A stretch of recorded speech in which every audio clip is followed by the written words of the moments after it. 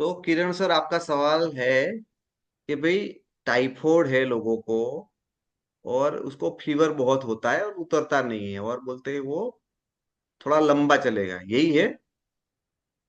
तो बॉडी में सूजन आती है, हाथ पैर भी सूझ सूज जाते हैं। सूझ और दो जाता तीन है। महीने तक इफेक्ट रहेगा उसका। तो सबसे पहले ये होता किसकी वजह से है? एक टाइफी नाम के बैक्टीरिया होता है, उसकी वजह से वो नंबर वन चीज।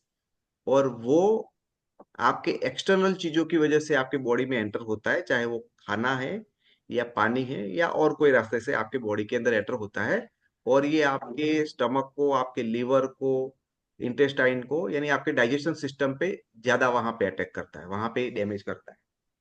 अभी सीधी सी बात है कि यार वो चीजें यदि वहां पे इंफेक्शन हो गया या उन पे अटैक किया, तो आप आपके अंदर बॉडी में से टॉक्सिन्स भी ज्यादा निकलेंगे, उसकी इफेक्ट आपके किडनी के ऊपर भी होगी, स्वेलिंग भी ज्यादा होगा।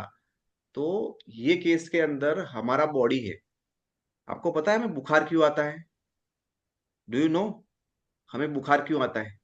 कोई भी चीज के अंदर बुखार क्यों आता है? और कोई है यहाँ पे कि जो बताना चाहते बुखार क्यों आता है? बुखार इसीलिए आता है क्योंकि हमारे बॉडी के अंदर, बुखार में हमारा बॉडी का टेम्परेचर बढ़ता है। यानी बाहर से कोई दुश्मन घर में घुस गया है, किसी घर में बहुत आवाज आ रही है, इसका मतलब कुछ ना कुछ गड़बड़ चल रही है ना, कोई झगड़ा चल रहा है। Yes. चोर घुस गया तो भी आवाज आएगी घर में से, मारा मारी होगी, ये धड़ाधड़ी होगी। सेम उसी तरह से यहाँ पे जो बैक्टीरिया, वायरस या कुछ भी हमारी बॉडी में घुस गया है, तो उसको मारने के लिए अपनी इम्यूनिटी तो फाइट करती करती है, लेकिन उसके साथ साथ एक चीज को बढ़ा देती है, टेम्परेचर को। थोड़ा और गर्मी बढ़ा दिया तो क्या होगा?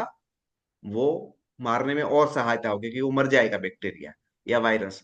उसी लिए बॉडी जब बुखार लाती है तो आप ज्यादातर केसों में ऐसे देखोगे कि कोई ना कोई चीज अंदर ऐसी घुसी हुई है, बैक्टीरिया, वायरस इन्फेक्शन कुछ ना कुछ हुआ है, तब आपको बुखार आएगा। तो बुखार है वो एक नेचुरल प्रोसेस है। सही है या गलत है, आप मुझे बताओ। बुखार आना वो सही है या सही है। गलत है? सही है। हमारी बॉडी खुद चाहती है कि भाई तू मार रहा है अंदर से, मैं भी थोड़ा सपोर्ट करता हूं, जाके हम उसका खात्मा करें। हम लोग क्या करते हैं वो केस में? दवाइयां ले लेते हैं और बॉडी को लड़ने नहीं देते। बोला हाँ, टेम्परेचर बढ़ गया, ये बढ़ गया, हो गया। कई बार तो क्या बोलता है, बॉडी बहुत ठंडे ठंडा लगता है, तो हम और थोड़ा कंबल वगैरह लगा लेते हैं, तो और गर्मी है तो वो और रिएक्ट करता है, और तू गर्म कर बॉडी को। इंटरनली भी मैं अंदर से करता हूँ, तू बाहर से भी कर। लेकिन कैसे भी करके बॉडी का थोड़ा टेम्परेचर बढ़ा, ताकि अंदर घुसे हुए राक्षस को हम मार सकते हैं। सो टाइफॉइड के अंदर ये जो बैक्टीरिया है, वो आपके डाइजेशन सिस्टम को बहुत ही बहुत हैम्पर करते हैं, उसको खत्म करते हैं। और उसी टाइम पे जैसे भी आपकी डाइजेशन सिस्टम है वो तकलीफ में होती, तो वो अच्छा काम कर पाएगी या नहीं कर पाएगी? नहीं कर पाएगी। तो इसकी वजह से टाइफॉइड के अंदर लंबे टाइम तक आपको डाइट के ऊपर बहुत ध्यान देना होता है। आप कोई भी हैवी चीज नहीं खा सकते हो। दूध है उसको हम बंद करते हैं, अनाज को थोड़ा कम कर देते हैं, कच्ची चीजों को ज्यादा चालू करते हैं, लिक्विड पे ऊपर लेके जाते हैं। तो ऐसे जैसे हम, छोटा बच्चा होता है कैसे छोटे छोटे मतलब मूंग का पानी देते हैं, चावल का पानी देते हैं, थोड़ा सा पतला, तो इसी तरह से यहाँ पे भी उनको, ये लोगों को थोड़ा लाइट फूड देने की हम लोग चेष्टा करते हैं। और अभी आप मुझे बताओ, खाने में हम ये सारी चीजें देंगे, अभी वो बंदा किससे लड़ रहा है? बैक्टीरिया से लड़ रहा है। तो हम बैक्टीरिया से लड़ने के लिए क्या दे सकते हैं हमारे सप्लीमेंट के तौर पे?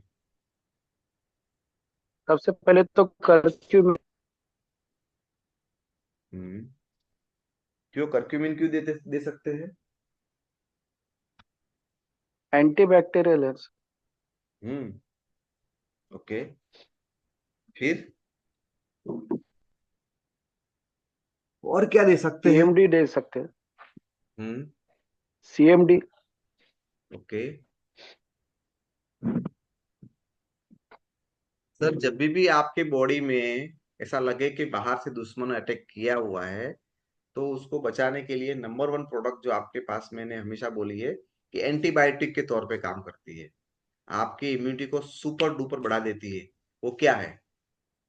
कौन सी प्रोडक्ट है आपके बॉडी में इमीडिएट वो आपको इम्यूनिटी बढ़ाती है? वो है हमारी कोलेस्ट्रॉल। Do you know?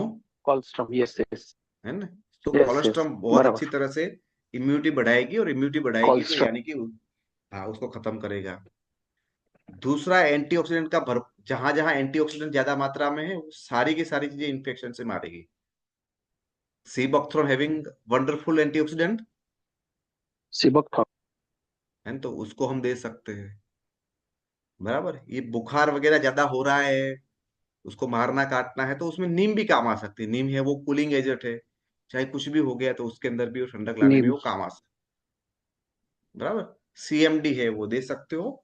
बस ये दो सीएमडी। चीजें देंगे तो आपको बहुत ही अच्छी तरह से वो जो बैक्टीरिया को खत्म करने में आपकी हेल्प कर सकता है।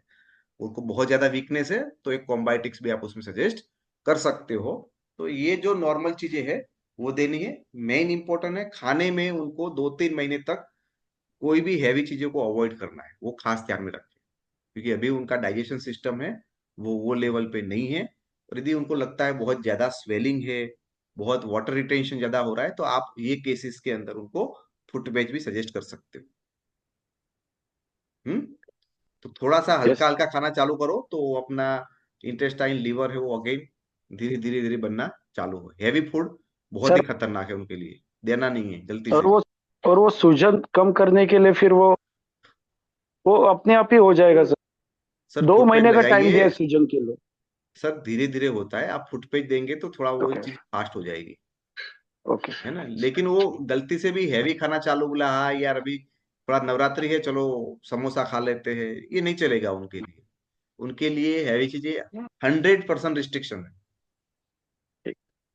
ठीक है। Thank you very much. Okay, thank you.